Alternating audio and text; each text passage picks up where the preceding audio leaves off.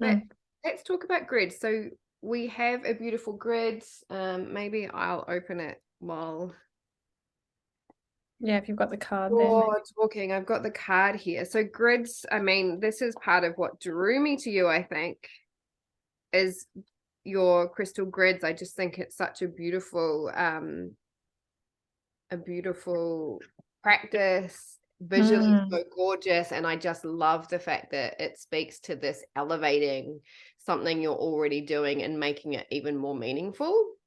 Yeah, so you're taking the idea of working with a crystal and putting it into a tangible practice. So it's a creative process, it's a mindful process, and it's also like an amplifying process to go through with the crystals too. So one crystal on its own, fabulous, has its energy.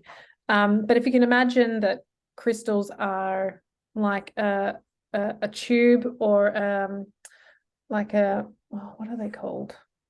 A fiber optic of energy. When you place these crystals in a pattern, in a symmetrical pattern, then you're allowing this energy to kind of flow and amplify and increase with all the crystals working together. So you've got the crystals working together in that way with their flow of energy. You've got multiple crystals with multiple different vibrations, with multiple different intentions working together in the one space. And so you're able to create a really powerful, meaningful, unique, vibrational placement of crystals for your intention. So rather than working with one, you're working with multiple and they're working together as a team. So that's how I like to explain like why you would even use a crystal grid, because that's the way in which you're using them. The process of actually placing the crystals down is creating a little ritual. It's creating, depending on how big and complicated the grid is, it can be a micro ritual. And we've created this grid together because it is quite simple, doesn't require a lot of thought. There's no sort of stress in placement. It's very, very simple. And it's this beautiful moment where you can think of your intention as you're placing each crystal down in its place. And then they're going to be there working together. So you can put grids anywhere, keep them out of reach of little children and cats and dogs. They're normally the culprits that mess them all up and they go missing.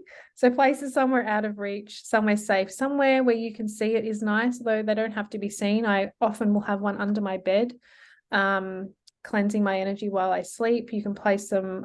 I've provided crystals for people to bury in their cement slabs or bury in their garden to protect their home. So there's lots of different scales that you can use grids to. This is a nice small sized grid that you can place somewhere on your desk or your bedside or on a sideboard or something around the home, and have it there sort of doing the work for you and creating and holding that vibration for you.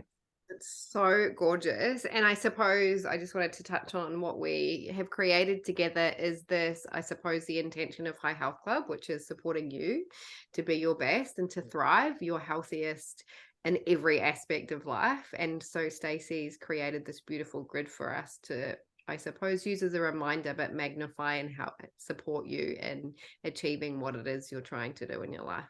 Yeah, and I have mine on a little, it's a petrified wood, fossilized wood slab, but you can place it just straight onto a table. But I like to write a little intention, write a note, write my intention for the grid on a bit of paper and slip it underneath as well to kind of anchor that energy in. You can include rose petals and shells, and you can bring all these amazing things into your grid as well. So once you've gone through that process of creating this grid, you might want to start to experiment and add new things into it and It's so have beautiful. fun. So beautiful. I think we're going to have to create another one. Yes.